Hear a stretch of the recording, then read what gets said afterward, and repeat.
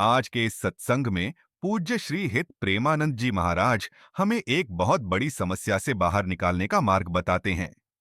वह समस्या है ओवरथिंकिंग, डर और घबराहट।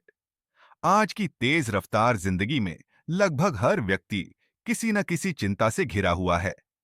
कोई अपने भविष्य को लेकर डरता है, कोई अपने बीते हुए समय को सोचकर परेशान रहता है। महाराज जी कहते हैं, ओवरथिंकिंग कोई बीमारी नहीं है, यह मन की एक आदत है। जब मन को सही दिशा नहीं मिलती, तो वह बार बार बेकार और नकारात्मक विचारों में उलझ जाता है। मन कभी बीते हुए कल में चला जाता है, तो कभी आने वाले कल के डर में फंस जाता है। और इसी कारण हम आज के पल को जी ही नहीं पाते। महाराज जी समझाते हैं कि डर बाहर की परिस्थितियों से नहीं आता, डर हमारे मन के भीतर पैदा होता है। जब हम अपने आप को सिर्फ शरीर, पद या सफलता से जोड़ लेते हैं, तो वही चीज हमारे डर का कारण बन जाती है। डर के तीन मुख्य कारण होते हैं। पहला, भविष्य की अनिश्चितता। दूसरा, परिणामों से अत्यधिक लगाव। और तीसरा, अहंकार और असुरक्षा। जब तक हम इन तीनों को नहीं समझेंगे, तब तक मन शांत नहीं हो सकता। इसके बाद महाराज जी समाधान बताते हैं। सबसे पहला उपाय, अपने विचारों से दूरी बनाना। आप विचार नहीं हैं, आप उन विचारों को देखने वाले हैं। जब आप अपने मन के विचारों को साक्षी भाव से देखने लगते हैं, तो वे विचार धीरे धीरे कमजोर पड़ जाते हैं। दूसरा और सबसे प्रभावशाली उपाय, नाम जप। महाराज जी कहते हैं, जब मन भगवान के नाम में लग जाता है, तो चिंता अपने आप समाप्त हो जाती है। जैसे राधे राधे या कृष्ण का स्मरण। नाम जप कोई साधारण क्रिया नहीं है, यह मन को शुद्ध करने की प्रक्रिया है। जिस मन में नाम बस जाता है, उस मन में डर टिक नहीं पाता। तीसरा उपाय, वैराग्य और समझ।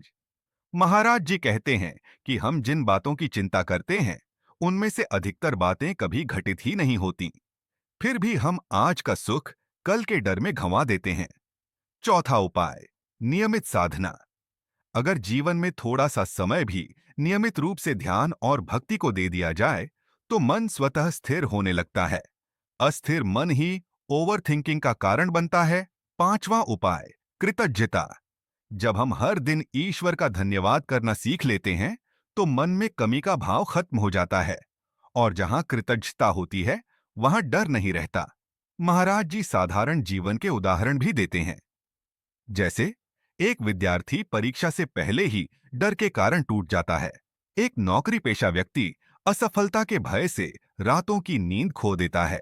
एक माता पिता बच्चों के भविष्य की चिंता में वर्तमान को भूल जाते हैं। महाराज जी कहते हैं, विचार आता है, हम उससे जुड़ जाते हैं, डर पैदा होता है, और वही डर फिर नए विचारों को जन्म देता है। यही है ओवरथिंकिंग का चक्र। इस चक्र से बाहर आने का रास्ता है सजगता।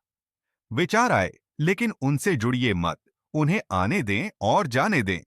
महाराज जी बताते हैं कि भविष्य का डर मानव स्वभाव है, लेकिन भविष्य किसी के नियंत्रण में नहीं है।